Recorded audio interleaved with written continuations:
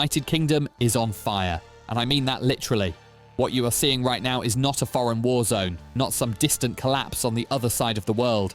This is our country tonight.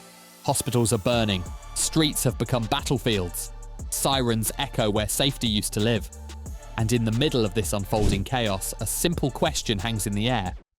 Where is the Prime Minister? As the nation watches its core institutions come under siege, leadership is nowhere to be seen. This is not a warning. This is the reality Britain woke up to tonight. What unfolded tonight is being described as the worst civil unrest in a generation. This is not a localised disturbance. This is a nationwide shockwave. Across Northern Ireland alone, 12 major hospitals were attacked, besieged and forced into lockdown conditions. At the same time, an estimated 90,000 citizens were clashing with state forces in what can only be described as a kinetic rejection of authority. But the most staggering figure is not the size of the crowds. It is the human displacement. 6,000 sick and elderly patients were forced out of hospitals and into the cold night. These were not protesters. These were people midway through chemotherapy, survivors recovering from heart attacks, and frail pensioners who should have been under medical care. Entire medical facilities, the backbone of a functioning society, each were turned into fortresses under siege. The scale alone tells us this was not a routine outbreak of disorder. This was something far deeper, far more serious, and far more dangerous for the country as a whole. But the most horrific images from tonight are not the flames or the smashed windows. They are the people standing outside. Patients who should have been protected were instead forced into the darkness. Men and women midway through chemotherapy, survivors recovering from heart attacks, frail elderly pensioners who could barely stand, let alone flee a siege. Many were pushed out of their wards as buildings came under attack, left shivering on wet pavements in nothing but thin hospital gowns. No blankets, no transport, no reassurance. Just smoke in the air and the sound of sirens growing louder. These are people who trusted the system to be there when they needed it most. A hospital is meant to be a sanctuary. It is where you take your sick child. It is where you say goodbye to a dying parent. Tonight, those symbols of a civilized society were reduced to targets, and the most vulnerable among us paid the price. This is the cost that never shows up on balance sheets, but it is the one that scars a nation the deepest. The financial damage from tonight's chaos is already estimated at £12 million and rising. But to describe what happened as random violence or mindless thuggery is to fundamentally misunderstand the moment. This was not an accident. It was not spontaneous. And it did not emerge from nowhere. The mainstream narrative will rush to label this as extremism, to dismiss it as criminal disorder. But the truth, according to this account, is far more uncomfortable. This was a violent release of pressure created by the Westminster establishment, led by the current Labour government. A political class that, it is argued, has spent years making deliberate choices about who this country exists to serve. As masked rioters hurled bricks, fireworks and Molotov cocktails, police responded with rubber bullets and water cannons. See two forces colliding in the streets, while the institutions meant to protect ordinary citizens burned. The claim being made is simple and stark. When a government places other priorities above its own people, moments like this are not shocking. They are inevitable. The establishment will call these people extremists and far-right thugs. But a simple question remains for the ordinary taxpayer watching this unfold. Can you blame the public for snapping after years of betrayal? Type yes if you think this anger is justified. Type no if you believe it has gone too far. For months, the warning signs have been flashing red, and tonight, they exploded into view. You have felt it in your wallet as the working class has been hollowed out. You have seen it in your communities as local services disappear, while hotels for a phantom population spring up, funded by blank cheques from the Treasury. And you have felt it most clearly in the waiting rooms of the NHS, where the message is always the same. Wait, there is no capacity, we are under immense strain. But here is the brutal truth this account says the authorities have been desperate to hide. Inside the very hospitals that were attacked tonight, an investigation has confirmed a staggering reality.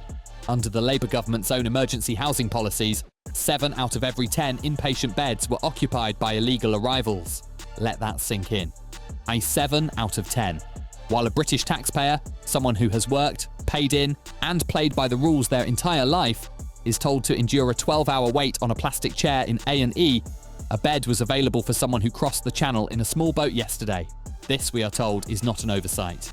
It is not bureaucratic incompetence. It is policy. According to this argument, the state made a deliberate, calculated decision to prioritise the needs of a phantom population over the rights of lawful citizens. In doing so, it created a two-tier system and tonight exposed which tier you belong to. One tier is protected, accommodated and fast-tracked.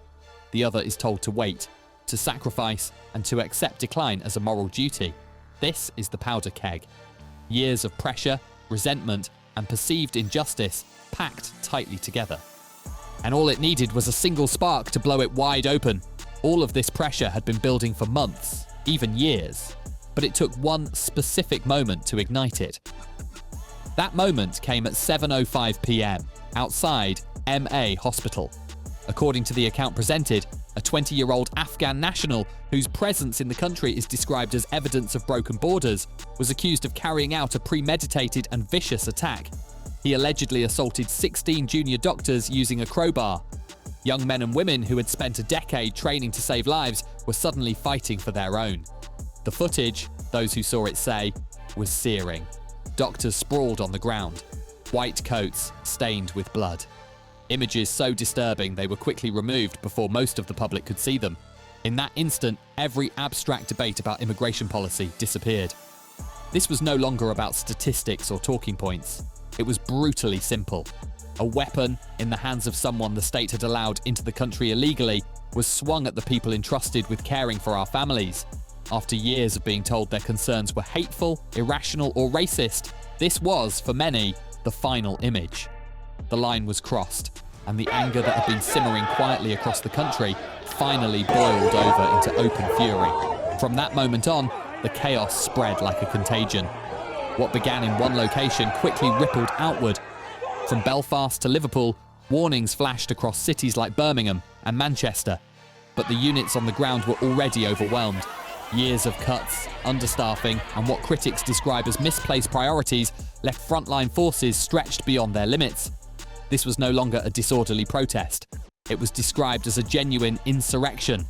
Inside the hospitals, the situation deteriorated by the minute. Smoke alarms screamed through sterile corridors as sprinklers drenched operating theatres and wards. Emergency lighting cast an eerie glow over scenes no one in modern Britain expected to witness. Amid the confusion, a quieter betrayal was unfolding.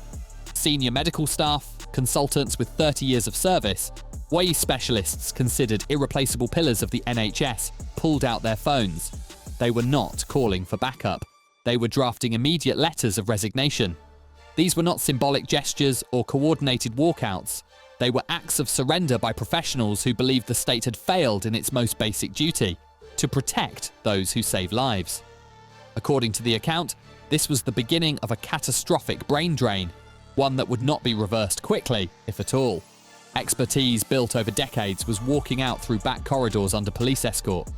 Doctors were ushered out like refugees, slipping through emergency exits as parts of the hospitals became active war zones. Wards were abandoned. Equipment was left behind. Entire facilities ceased to function in real time. The system did not bend. It buckled. What unfolded was not just disorder in the streets, but collapse inside the institutions meant to hold society together. The violence outside was visible, dramatic, and shocking. But the damage inside the hospitals, the quiet loss of trust and talent, may prove far more deadly in the long run. As the hospitals fell silent, the final and most devastating decision was made behind closed doors. In ambulance control centres across the region, officials began what they clinically refer to as diverting calls. It sounds administrative. It sounds temporary. But in reality, it meant something far darker. Life or death calls to 999 were being told that no help was coming. Not because there were no ambulances, but because there were no hospitals left to send them to. Entire postcodes were rendered medically barren in 21st century Britain. Control rooms were forced to tell callers in desperate situations that the system could no longer reach them. Not tonight, not here, not at all. This was not a delay. It was a shutdown. If you suffered a heart attack in Belfast that night, the message was brutally clear. You were on your own. The promise that had underpinned modern society, that if you obey the law, pay your taxes, and play by the rules, the state will be there when your life is at risk, simply vanished. This was the moment the social contract did not just crack, but collapsed entirely. It was shredded in real time under fluorescent lights and the glow of computer screens, while families begged for help that no longer existed. The consequences were not theoretical. They were immediate, personal, and irreversible. According to this account, the mainstream media desperately tried to frame the crisis as isolated and containable.